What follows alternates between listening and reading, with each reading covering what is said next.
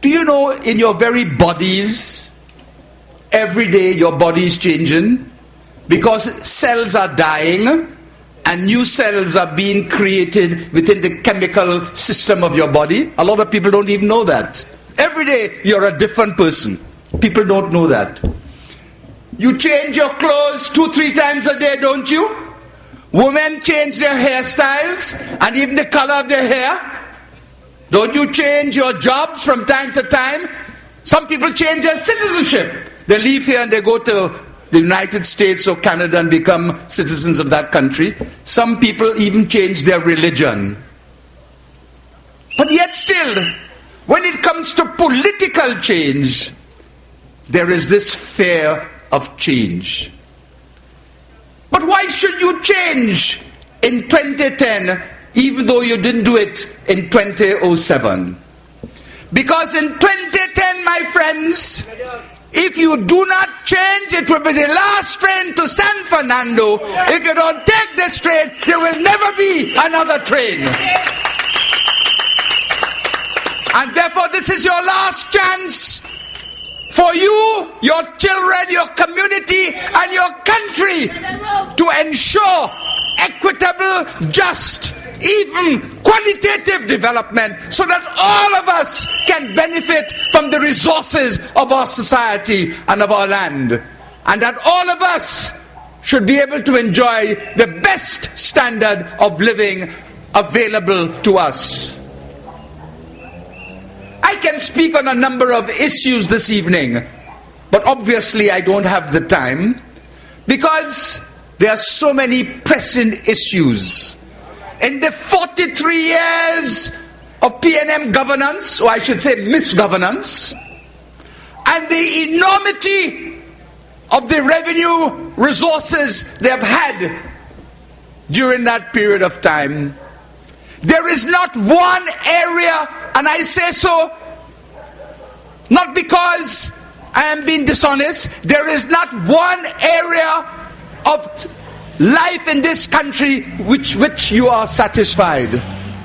You don't have security, you don't have health services, you don't have proper infrastructure, you don't have water, you don't have beds in hospitals, your children's education has been completely messed up, the young people are adrift, there's no family life, it's broken down. Every aspect of our lives, every aspect of our society is in disarray in this country.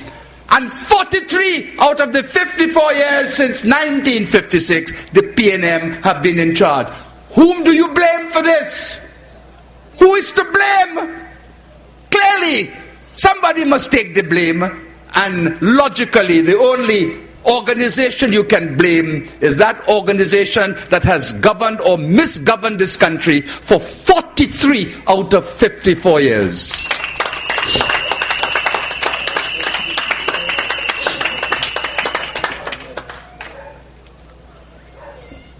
But you know why you must change even more urgently?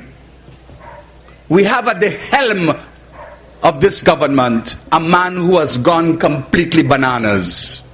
Completely out of control. He says Rowley is out of control and is a raging bull. Well, he has gone out of control and he has become a mad bull. Rowley is a raging bull and Manning is a mad bull.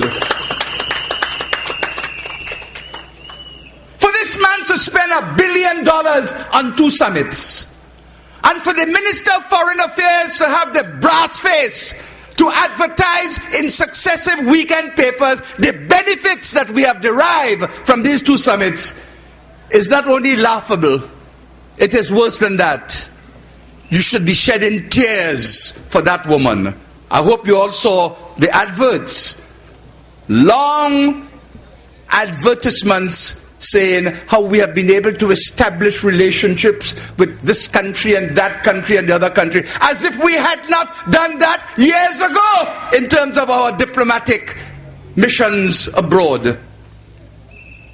And Mariano Brown, a person who I employed a few years ago, he worked for me, I was his boss, and I really thought he had some intelligence. But for Mariano Brown to stand up and defend what this government has done and said they only spent $8 billion on buildings, he should be lynched.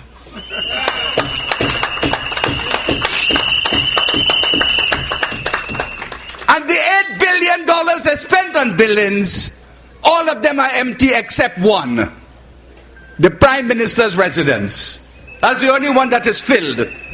But of course with a lot of furniture and paraphernalia and fandangle. And as you know, all the lovely draperies and so on. They built 2 towers on the waterfront, ostensibly for attracting financial institutions to create an international financial center. That is empty. And the only occupant there is that fat-headed fool, Conrad Enel.